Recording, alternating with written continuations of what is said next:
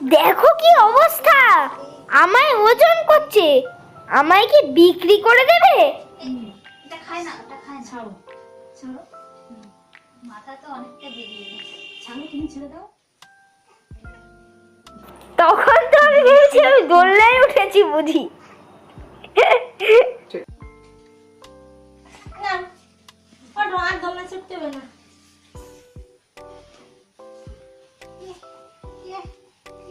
ঠান্ডা হাত না, আগে কতটা ছিল?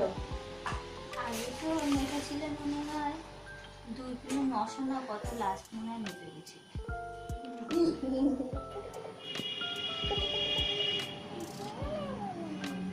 কি মজার আছে, ফুলে দেওয়া হয়েছে, খুব ভালো মজা পায় ফুলে দিলে।